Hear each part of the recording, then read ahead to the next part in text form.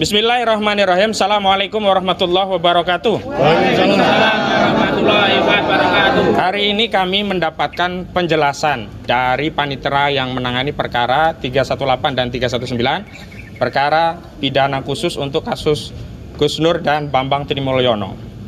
Kami sudah jauh-jauh dari Jakarta dan tim Solo juga sudah jauh-jauh bukan di sekitar pengadilan ini, hadir langsung dalam rangka memenuhi panggilan persidangan yang berkaitan dengan kasus mubahalah ijazah palsu Saudara Joko Widodo yang tadinya jadi perkara perdata di Pengadilan Negeri Jakarta Pusat. Namun karena Bambang Trimulyono dan Gus Nur ditangkap, perkara perdata tadi berubah terkonversi menjadi perkara pidana. Padahal menurut Perma nomor 1 tahun 1956, penyidik tidak berwenang untuk menangani perkara yang sedang digugat perkaranya di Pengadilan Negeri sebelum sengketa perdata itu diketahui siapa yang punya hak atas sengketa keperdataan kepemilikan tadi. Jadi sampai hari ini kan sengketa tentang kepemilikan ijazah itu palsu atau tidak palsu kan belum ada keputusan pengadilan yang bersifat tetap. Tapi Mabes Polri ketika itu ngotot tetap menyidik dan akhirnya gugatan perdata dicabut karena Bambang Tri dan Gus Nur tidak bisa menghadirkan bukti di persidangan. Dan saat itu saudara penyidik dari Direktorat Tindak Pidana Cyber Baris Krim Mabes Polri menyatakan bahwa perkara ini tidak ada kaitannya dengan ijazah palsu. Tapi kita dapatkan dakwaan 110 lembar, 110 halaman, ternyata perkaranya tetap berkaitan dengan ijazah palsu. Jadi telah terjadi kebohongan yang disampaikan penyidik kepada kami yang sebelumnya menyatakan tidak ada kaitan, ini khusus terkait mubahalah. Padahal mubahalah tadi kontennya adalah mubahalah yang dilakukan oleh Bambang Trimulyono yang dibimbing oleh saudara Gus Nur ini berkaitan dengan apa yang dia tulis dalam buku Jokowi Undercover yang menyatakan ijazah saudara Joko Widodo baik di SD, SMP, dan SMA adalah palsu. Jadi sekali lagi kami ingin menegaskan telah terjadi kebohongan dalam proses ini. Dan hari ini ternyata kami mendapatkan kabar, kami sudah jauh-jauh dari Jakarta akan bersidang di Pengadilan Negeri Surakarta. Ternyata Gus Nur kita semua, betul atau betul saudara? Betul! Dan yang punya kepentingan ijazah presiden itu asli atau tidak, bukti adalah dasarnya adalah agama. Memang benar Gus Nur belum bisa mempertemukan Bambang Trimulyono dengan saudara Joko Widodo sebagaimana dulu Rasulullah SAW saat hendak bermubahalah belum sempat bertemu dengan Nasrani Bani Najran. Tetapi Rasulullah juga sudah mengajak seluruh keluarganya dan cucunya bahkan Hasan Hussein untuk bermubahalah. Lah kalau lawan takut bermubahalah, masa kita yang mubahalah dikatakan kita menyebar hoaks? Ini keliru atau keliru saudara? Keliru. Harusnya tugas penyidik atau jaksa itu menghadirkan saudara Joko Widodo adu mubahalah dengan saudara Bambang Trimulyono yang membimbing Gus Nur. Baru setelah itu silahkan laknat Allah terjadi pada Bambang Tri, kami juga tidak peduli. Terjadi pada saudara Joko Widodo, kami juga tidak peduli. Kepedulian kami adalah agar bangsa ini memiliki pemimpin yang jujur dan amanah. Betul atau betul saudara? Takbir. Dan saya sangat menyesalkan ini Gus Nur sebelumnya ya jauh-jauh dari Barreskrim itu dipindahkan ke Polda Jateng. Katanya mau sidang di Solo. Sidang di Solo kok dipindahkan ke Polda Jawa Tengah di Semarang. Lucu apa lucu saudara? Lucu. Setelah kita desak, akhirnya sebelum hari persidangan pindah ke Polres Surakarta. Tapi ternyata ditaruh Brimob. Lucu apa lucu saudara? Lucu. Dan setelah di Brimob tinggal ke sidang di sini, katanya mau dilakukan secara online. Lebih lucu lagi atau tidak ini saudara? Lucu. Ini adalah dagelan persidangan dan kami harapkan pengadilan ini menegakkan hukum dan keadilan dengan tidak melegitimasi cara-cara zolim untuk menzalimi ulama kami, untuk menzalimi rakyat kecil yang tidak punya kekuatan selain mengadu kepada aparat penegak hukum. Dalam hal ini tinggal hakim. Harapan kita jangan sampai tindakan-tindakan hakim justru melegitimasi proses penzaliman ini dengan cara apa? Dengan cara tidak mentaati proses dan prosedur sebagaimana diatur dalam KUHAP. Yang tertinggi itu KUHAP. Memang ada perma terkait pelaksanaan sidang online, tapi perma tadi tidak relevan lagi ketika sekarang pandemi memang sudah tidak ada. Dan faktanya Presiden Joko Widodo ngunduh mantu secara offline atau secara online saudara-saudara? Itu nikahnya online atau offline? Offline. Ijab kabulnya online atau offline? Offline. Hubungan suami istrinya online atau offline? Offline. Saya tidak tahu kalau itu. Memang tahu. Kalau online nggak bisa. Oh yang jelas kalau online nggak bisa ya. Jadi lucu. Kenapa kalau dalam proses persidangan kok dilakukan secara online? Ini logikanya sederhana.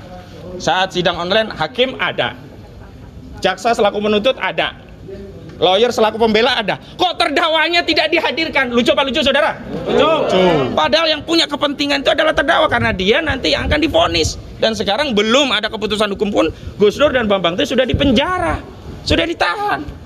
Mau kezaliman apa lagi? Saya khawatir kalau kezaliman ini terus-terusan akan datanya menimpa kita saja, Gus Nur saja, Bambang Tri saja, tapi seluruh rakyat. Allah Subhanahu wa taala berfirman, "A'udzubillahi minasyaitonirrajim. Walau anna ahlal qura amanu wattaqau la fatahna 'alaihim barakatin minas sama'i wal ard. Walakin kadzabu fa akhadnahum bima kanu yaksibun." Di ayat yang lain Allah Subhanahu wa taala berfirman, "Dhaharul fasadu fil barri wal bahri bima kasabat aydin nasi liyudhiqahum ba'dal ladzi amilu la'allahum yarji'un." Jadi kami tidak ingin atas kesalahan kita, kezaliman kita, tindakan-tindakan kita yang tidak menghormati hak-hak warga negara, tindakan-tindakan kita yang melanggar prosedur hukum, tata cara bersidang, itu akan menurunkan azab dari Allah Subhanahu wa taala, dan bukan hanya menimpa bagi para terdakwa, tapi menimpa kita semua. Naudzubillah. Dan terakhir dari saya selaku koordinator tim dari Jakarta, dan nanti ada Pak Andika, koordinator tim advokat dari Solo, juga akan menyampaikan, kami dari Jakarta akan terus memantau perkara ini. Billahi fisabil haq fastabiqul khairat wallahu muwaffiq ila aqwamit thoriq. Wassalamualaikum warahmatullahi wabarakatuh. Waalaikumsalam. Selamat datang senior kita Dr. Muhammad Taufik SHMH. Takbir. Monggo, Mas. Yang tadi Mas. 100 tahun. Ya, assalamualaikum warahmatullahi wabarakatuh. Waalaikumsalam. Takbir. Allahu Akbar. Takbir. Allahu Akbar. Takbir. Allahu Akbar. Ya, saya perwakilan dari penasihat hukum di Solo. Jadi kita selain dari Jakarta yang dipimpin Mas Ahmad Koisinuddin, kita juga ada pendampingan dari advokat-advokat Solo, dan kebetulan saya adalah koordinatornya. Dan hari ini kita mengharapkan untuk sidang dilakukan secara offline, karena tidak ada alasan bagi pengadilan tempat kita mengais keadilan untuk tidak menghadirkan tersangka dalam sidang kali ini. Gus Nur ataupun Bambang Tri harus hadir hari ini. Apa yang kita lakukan adalah menghormati penegakan hukum di Indonesia. Penegakan hukum di Indonesia adalah tempat tertinggi kita bisa berharap. Kalau seandainya KUHAP tidak ditegakkan, hukum tidak ditegakkan di negara kita, langsung saja Bambang Tri dan Gus Nur kalau memang dianggap salah, langsung dipenjara, langsung divonis 100 tahun. Tidak usah pakai proses pengadilan.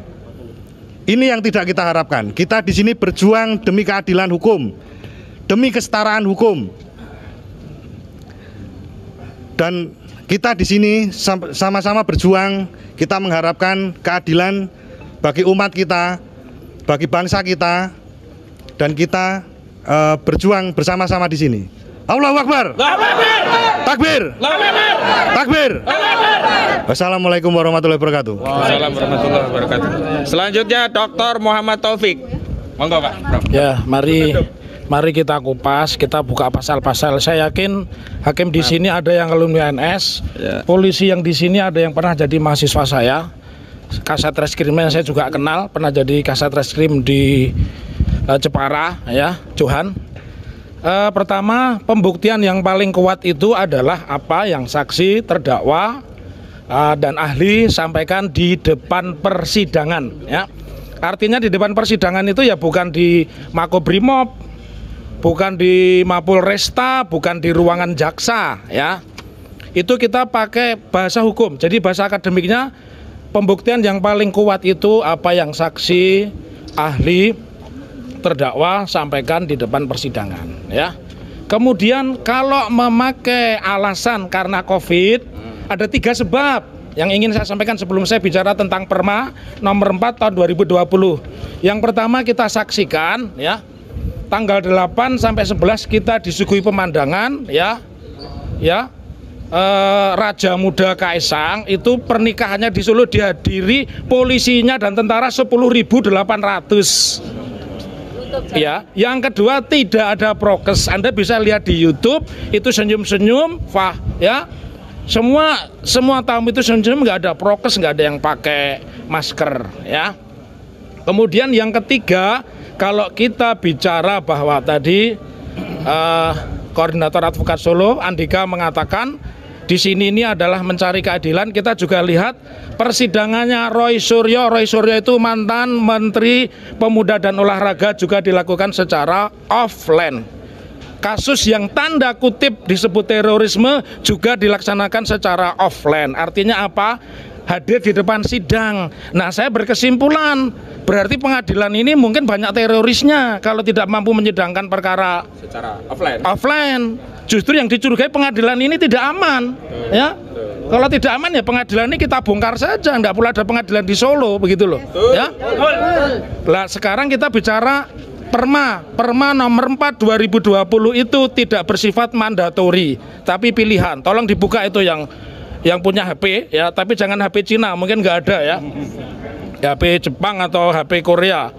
Tolong dicari di Google Perma nomor 4 tahun 2020, di ayat 2 disebutkan bahwa majelis hakim menetapkan sidang secara online dengan persetujuan jaksa penasihat hukum, jaksa penuntut umum, terdakwa dan penasihat hukum. Jadi itu kompromi. Ayo adu argumen di sini, ya. Siapa yang paling pintar di pengadilan ini, ayo adu argumen di sini. Dan siapa polisi yang paling pintar, ayo adu argumen di sini, ya. Silakan nanti kalau ada polisi, Pak Kapolres sekalipun suruh ngomong di sini. Jadi Perma itu bukan mandatori, bukan wajib, tapi fakultatif. Jadi contoh tadi sidangnya Roy Suryo, kebetulan saya sebagai ahlinya juga, sidangnya Dr. Farid Ogbah saya sebagai ahlinya juga, semua dilakukan dengan cara offline, ya. Jadi ini menunjukkan kepada kita persidangan Gus Nur dan Bambang Tri ini jelas bukan dalam rangka menegakkan hukum, tapi dalam rangka menegakkan kekuasaan. Kalau kekuasaan itu bukan pendapat saya tidak ngerti kekuasaan, ya. Tanyakan saja sama Mas Kaisang, ya. Kenapa kemarin dia bisa heboh sedemikian hebat itu, ya. Jadi itu pendapat saya. Jadi sekali lagi saya tidak tahu apakah tim hukum nanti tidak mengikuti persidangan karena alasan-alasan yuridis tadi, ya. Tetapi saya ingin tolong dicerahkan masyarakat Indonesia, karena channel ini diikuti banyak orang. Channelnya Refli Harun, ya, channelnya Muhammad Taufik Marner, channelnya Ahmad Khosinuddin, channelnya Munjiat, ya, Bloko Suto, semua meliput ini. Dan ayo kita perang di medsos, ya, adu argumen, ya. Jangan adu kekuasaan, kita sedang tidak berkuasa, ya. Tapi sekali lagi ini mahasiswa saya ini saya ajak ke sini biar lihat siapa yang arogan, ya. Jadi sekali lagi kalau pendekatan hukum Perma nomor 4 tahun 2020 pasal 2 itu bukan mandatori, bukan wajib, tapi pilihan, harus kesepakatan antara jaksa penuntut umum, terdakwa dan penasihat hukum. Jadi nggak bisa diterapkan, apalagi yang menerapkan polisi. Ini sudah bukan wilayah polisi. Hukum acaranya sekarang sudah kewenangannya hakim, ya. Jadi begitu, mudah-mudahan anak didik kita nanti lulus sarjana hukum tidak menjadi centeng, ya. Ya karena hukumnya tidak bisa dipakai. Itu terakhir, dan takbir. Takbir. Takbir. Ya, dari tim yang lain, monggo. Apa ini? Nanti di-share semua, ya, pendapat saya siap berbeda pendapat, beradu argumen dengan siapapun di sini. Ini ditaruh sini. Assalamualaikum warahmatullahi wabarakatuh. Waalaikumsalam warahmatullahi wabarakatuh. Kebetulan saya Zainal Mustafa, bagian dari tim advokasi Gus Nur dan Bambang Tri yang Solo. Tadi sudah disampaikan oleh Mas Khosinuddin maupun Pak Taufik, Pak Andika, bahwa kita menginginkan persidangan secara offline sesuai Perma nomor 4 tahun 2020, di mana itu sifatnya bukan mandatori, jadi itu adalah pilihan dan itu opsional yang mana ditawarkan kepada jaksa, hakim, dan terutama adalah terdakwa. Kalau memang terdakwa mengharapkan offline baru online baru. Dan ini saya membacakan surat yang ditulis oleh terdakwa Gus Nur, yaitu saya baca, ya. Saya menolak sidang online. Sejak awal saya rutan tahanan Polda saya diisolasi di sel dengan pintu tertutup 2 lapis, diputus dengan dunia luar, bahkan diputus dengan keluarga, bahkan dilarang telepon dengan anak istri, bahkan sekedar membela voice note dari anak, membalas voice note dari anak saya saja itu juga dilarang, padahal saya belum tentu bersalah dan belum divonis bersalah. Bahkan kemudian saya dipindah di kamar yang sempit bercampur dengan teman-teman tahanan narkoba, tidur berdesakan, bahkan sekedar untuk meluruskan kaki saja saya tidak bisa atau tidak cukup karena terlalu sempit. Dan sekarang ada wacana sidang online alias tidak menghadirkan saya di sidang. Semoga pikiran saya salah. Demi Allah, saya menolak sidang online karena itu sangat-sangat tidak adil bagi saya. Yang saya hormati dan saya muliakan sekaligus tempat terakhir saya mencari keadilan. Mohon dengan hormat, jangan ada sidang online, apapun alasannya, dan hadirkan saya secara langsung di ruang sidang. Semoga yang mulia Bapak Jaksa dan para hakim senantiasa diberikan keberkahan oleh Allah. Amin. Rutan Polda 16/12/2022 Gus Nur. Itu surat yang dibuat oleh Gus Nur langsung dan minta untuk disampaikan ke publik agar tahu bahwa Gus Nur hanya menginginkan sidang secara offline. Begitu. Cukup dari saya. Wabillahi taufiq wal hidayah. Wassalamualaikum warahmatullahi wabarakatuh. Assalamualaikum warahmatullahi wabarakatuh. Yang lain tim Solo ada lagi? Sudah cukup. Minta pendapatnya jaksa atau Pak Hakim gitu. Pak Jaksa, Pak Hakim kayak nggak ada di sini. Atau Pak Polisi mungkin. Pak Polisi ada nggak? Pasti ada ini kasatnya. Ya, Pak Polisi mau kasih pendapat Pak di sini Pak. Aman apa enggak itu? Ini aman apa enggak itu loh? Ya. Oke, kalau nggak ada kita lanjutkan dukungan dari salah satu jamaah. Siapa perwakilan terhadap Gus Nur? Pak Pardo, monggo Pak. Dukungan untuk Gus Nur Pak. Assalamualaikum warahmatullahi wabarakatuh. Waalaikumsalam warahmatullahi wabarakatuh. Melihat perkembangan yang sejak awal sampai sekarang, Gus Nur, kami sebagai pendukungnya mohon untuk dibebaskan. Allahu Akbar. Assalamualaikum warahmatullahi wabarakatuh. Waalaikumsalam warahmatullahi wabarakatuh. Yang putri. Sebentar. Busri. Dari mana? Busri dari. Masih Bu. Sebentar, satu lagi. Ya. Ini kasih mana Pak? Pokoknya pendukung udah langsung. Bismillahirrahmanirrahim. Lepas aja Pak, nyampe enggak apa-apa. Nah. Bismillahirrahmanirrahim. Assalamualaikum warahmatullahi wabarakatuh. Waalaikumsalam. Takbir! Takbir! Takbir! Kami sangat kecewa dengan sidang yang diundur dan diganti dengan online. Saya mendukung Gus Nur menolak. Dan kami dari Solo teman-teman mohon Gus Nur dan Bambang Tri dibebaskan segera. Gus Nur, Bambang Tri segera dibebaskan karena ini sudah tidak ada landasan hukum untuk menjerat keduanya. Jadi kami sebagai warga Solo sangat mendukung Gus Nur tidak mau sidang online. Dan COVID itu kemarin kalau pernikahan itu semua sudah bongkol asli ini. Takbir. Wassalamualaikum warahmatullahi wabarakatuh. Allahu Akbar. Allahu Akbar. Allahu Akbar. Satu lagi ya dari perwakilan Ibu, satu aja ya. Siapa yang disepakati? Siapa ini? Busri. Bupati TK. Pegang ini aja Bu, pegang. Terus ini pegang. Nah, sekali-kali pegang banyak itu ya. Pegang uang nggak banyak nggak apa-apa. Pegang yang banyak. Assalamualaikum warahmatullahi wabarakatuh. Waalaikumsalam warahmatullahi wabarakatuh. Sekarang kita hanya bersandar kepada Allah. Jadi kami memohon teman-teman semua dari Solo, dari Jakarta, dari Yogyakarta, dari Malang, dari manapun yang kasihan dengan ulama-ulama kita yang selalu dizalimi. Mohon doanya untuk Gus Nur dan Bapak Tri, mudah-mudahan diberi kekuatan, mudah-mudahan diberikan jalan untuk membongkar kebenaran di atas kebenaran. Kebenaran bisa disalahkan oleh mereka, tapi kebenaran tidak bisa dikalahkan oleh apapun. Itu harus kita yakini. Allahu Akbar.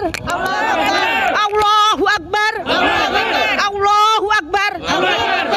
Hadiah Fatihah untuk Gus Nur dan Bapak Tri, mudah-mudahan selalu diberi kekuatan lahir maupun batin. Amin. Diberi kelancaran dalam menegakkan keadilan, mencari keadilan di dunia yang tidak ada apa-apanya. Kalau Allah berkehendak kun fayakun, semua hancur-hancurlah. Allahu Akbar. Allahu Akbar. Allahu Akbar. Allahu Akbar. Hanya kekuatan Allah yang akan menghancurkan semuanya. Lahumul Fatihah.